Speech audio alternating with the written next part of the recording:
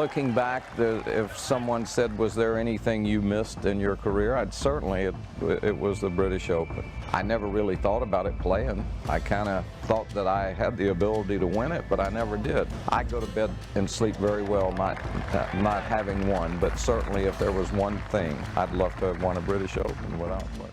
When Raymond Floyd says someone was the GOAT, people listen.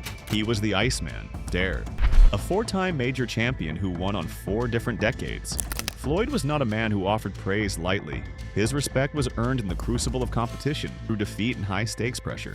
When Raymond Floyd named 7 players he actually respected, golf world needed to pay attention. These 7 men represented different facets of what Floyd believed made a complete golfer. Golfers who could score. Let's start with the man who taught Floyd a lesson he never forgot. Lee Trevino arrived on the PGA Tour as a 6-time major champion waiting to happen. He was working at Horizon Hills Country Club in El Paso, Texas as a hustler. A young Raymond Floyd, already an established PGA Tour winner, took a money match against him in the mid-1960s. What Floyd encountered was a different breed. Trevino had graduated from the school of hard knocks, where missing a putt meant not eating. Floyd watched pickup trucks line the fairways with locals wagering on their man. Trevino, utilizing his knowledge of hard-pan lies and local wins, dismantled Floyd. It was a financial and ego-bruising defeat. What Floyd saw in that loss was pure genius. Trevino's swing was unorthodox, a flat, fading action that looked like a lumberjack chopping wood. But his control of the golf ball was absolute. He could manipulate ball flight to suit any wind or pin position. Trevino won 2 Open championships and 2 U.S. Opens, proving that his shot-making skills were universally applicable. But it was Trevino's work ethic that truly earned Floyd's respect. Trevino was famous for hitting balls until his hands bled. He quit school in the 8th grade to support his family, served in the Marines, and worked as a range picker. That background instilled a ferocity in his practice habits that Floyd deeply respected. When Trevino finally joined the tour and won the 1968 U.S. Open at Oak Hill, Floyd was one of the few who was not surprised. They represented a breed of golfer who played for keeps, and their bond lasted a lifetime. But if Trevino was the street fighter, Jack Nicklaus was the ultimate benchmark. For a player with Floyd's ego and competitive drive, Nicklaus was the inevitable measuring stick.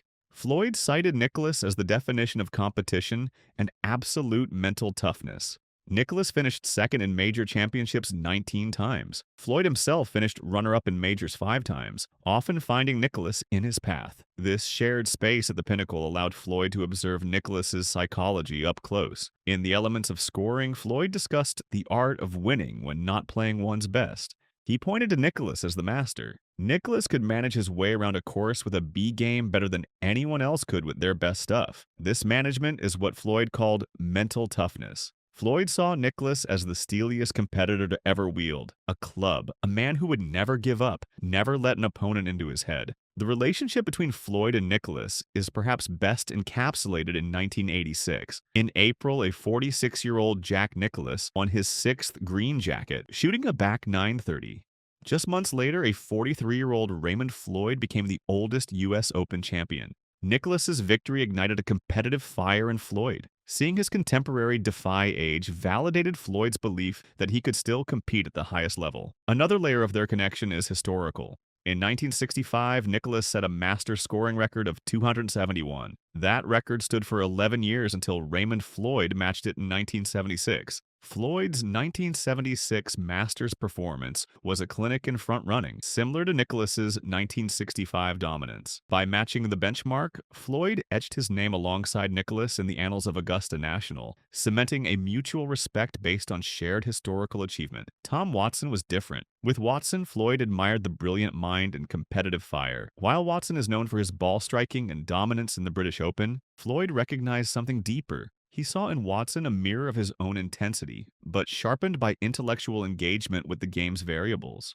Watson was a player who dissected golf courses. His ability to adapt to links golf, winning 5 Open championships, demonstrated strategic versatility that Floyd deeply appreciated. The depth of this respect is evidenced by their Ryder Cup collaborations, spanning decades. In 1993, Tom Watson served as U.S. captain and selected Raymond Floyd as a captain's pick. Floyd was 51, the oldest competitor in Ryder Cup history. Watson's selection was a massive vote of confidence. He knew he needed fighters. Floyd delivered.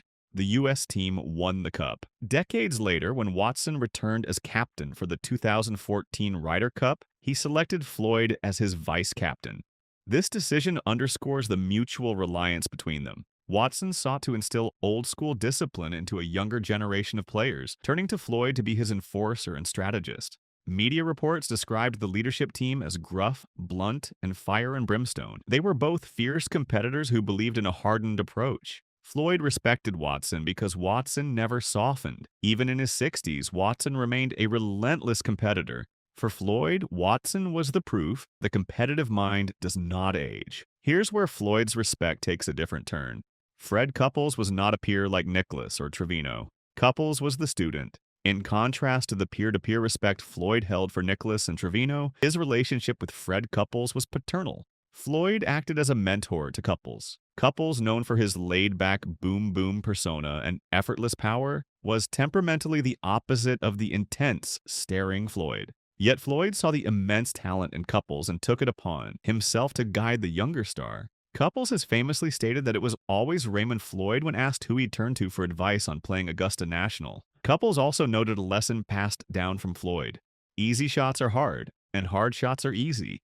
A philosophical paradox regarding focus and expectation that became central to Couples' mental approach. The culmination of this relationship occurred at the historic 1992 Masters. The final round featured the mentor and the protege in the final pairing battling for the green jacket. Floyd was attempting to become the oldest Masters champion ever. On the par 3 12th hole, Couples' tee shot landed on the bank of Rays Creek. In a moment that has become legend, the ball defied gravity and stayed up on the bank rather than rolling into the water. Couples saved par and went on to win. Despite the heartbreak of losing a major he desperately wanted, Floyd's respect for Couples deepened. Floyd respected Couples' loyalty and the way he carried himself even more than his talent. Couples remained a steadfast and loyal friend to Floyd. He also admired Couples' ability to remain cool under fire without losing his competitive edge. He saw that Couples' relaxed vibe was a shell protecting a fierce competitor, a different kind of toughness that Floyd learned to value. Davis Love III represents the personal side of Floyd's respect. Floyd respected Love because he put family first, much like Floyd did with his wife Maria. Maria Floyd was central to Raymond's entire career, providing stability that allowed him to compete into his 50s. Davis Love III, who maintained a close-knit family unit with his wife Robin, brother Mark as his caddy, mirrored this approach. Love stated that the big thing he learned from Raymond was how he always said, "Maria and I." This linguistic detail signaled a partnership that transcended the sport. This personal bond translated into professional chemistry. Floyd and Love were paired together in the 1993 Ryder Cup. In team golf, trust is the currency of success. Floyd trusted Love's character. He knew Love played for the right reasons. Floyd respected Love's professionalism and his demeanor as a statesman of the game. Love would go on to be a two-time Ryder Cup captain himself. In the egocentric world of professional sports, finding a peer who prioritizes family unit over individual accolades is rare. Floyd's respect for Love is an acknowledgement of moral character. Doug Ford is perhaps the least globally recognized name on this list by modern fans, but his inclusion reveals Floyd's nature as a student of the game. Doug Ford was a star of the 1950s, the 1957 Masters champion, and 1955 PGA champion. Floyd called him the best chipper he had ever seen. Floyd himself was renowned for his short game, often considered one of the best of his era. So for him to defer to Ford is significant. It suggests that Floyd viewed himself as a student of Ford's method.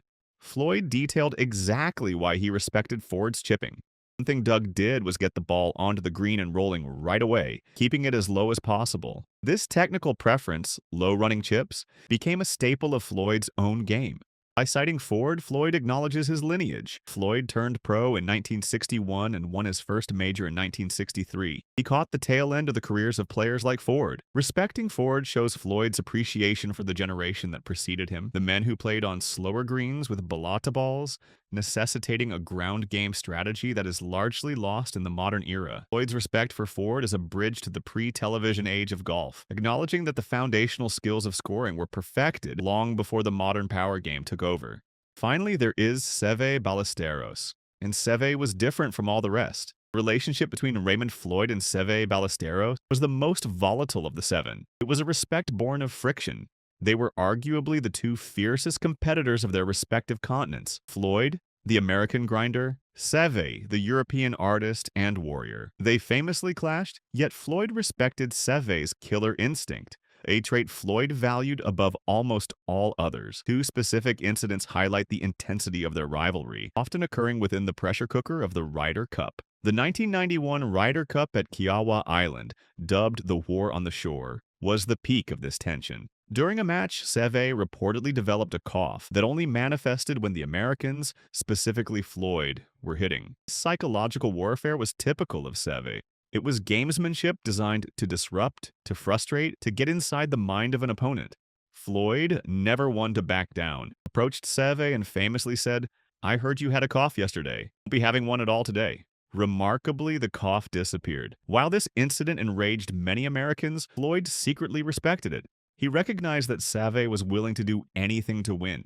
To a man like Floyd, who believed winning was the only object, Seve's ruthlessness was a form of validation. It was game recognizes game. Floyd saw past the breach of etiquette to the burning desire for victory that fueled it. There are accounts of physical intimidation as well, including bumping into each other during matches. This physical manifestation of psychological tension is rare in golf. That they bumped and continued to play underscores they were in a literal battle. Floyd stated that he respected Sev's killer instinct. In Floyd's taxonomy of golfers, there are players and there are killers. A killer is someone who, when they have a lead, steps on the opponent's throat. Seve was the ultimate killer in match play. Despite the language barriers and the cultural differences, despite the gamesmanship that bordered on cheating in the eyes of some Americans, Floyd saw a mirror image of his own dark intensity in Seve's eyes. He respected Sev because Sev was the only one who could look back at Floyd's stare and not blink. Years later, when listing the players he respected, Sev made the list. This proves that for Floyd, the heat of battle was the only place truth could be found. So what does this list tell us about Raymond Floyd himself? None of these 7 were respected for having a perfect swing. Trevino had a loop. Nicklaus had a flying elbow. Doug Ford was a scrambler. Seve was an escape artist. Floyd respected effectiveness over aesthetics. This aligns with his entire philosophy, spelled out in the elements of scoring, where he emphasizes the score over the swing, the result over the method. Floyd's respect was often deepened by conflict. Seve and Trevino beat him or stood up to him. Couples and Nicklaus caused him heartbreak. He did not respect players he could easily dominate. He respected those who could beat him or those who stood up to him. The cough incident with Sev is the prime example. Floyd respected the fight, even if it was dirty, especially if it was dirty. The list spans from Doug Ford, born in 1922, to Davis Love III, born in 1964. This confirms Floyd's status as a bridge between the different eras of professional golf. He took the wisdom of Ford, battled the peers of Nicklaus and Trevino and Watson, passed the torch to Couples and Love. He was the link in a chain of excellence that stretches backward and forward through golf history. Here is the absolute truth about Raymond Floyd. He was not an easy man to know. He was not likable to everyone around him. Hair could wither an opponent from across the fairway. He played the game like it was a war because to him it was, and yet his appreciation for the game's greatest practitioners was deeply nuanced, emotionally intelligent, and historically profound in many ways. From Lee Trevino, he learned that golf is a hustle, and the ball does not know how much you possess in your bank account. From Jack Nicklaus, he learned that the human mind controls the outcome more than the swing. From Tom Watson, he admired the strategic fire that burns even as the body ages. From Doug Ford, he appreciated the lost art of the ground game. From Sev Ballesteros, he recognized the dark necessity of the killer instinct. And in Fred Couples and Davis Love III, found the humanity, loyalty, and family values that made the life of a touring professional worth living. Raymond Floyd, a man whose eyes could pierce the soul of a competitor, respect was not a gift handed out carelessly or lightly. It was a receipt for a debt paid in the hard currency of pressure, performance, and professionalism. His 7 are the pillars of his own golfing soul. These men shaped him. If you want to understand what it takes to be great, really great at this game, you have to understand these 7 names and why Raymond Floyd, the Iceman, the man who does not call many golfers the GOAT, named them as the players he actually respected. These 7 represent a special code, a standard of excellence, a way of thinking about golf that transcends tournament victories. Subscribe and like and let me know in the comments which of these 7 players you respect the most and why their game speaks to you. This is the history of professional golf.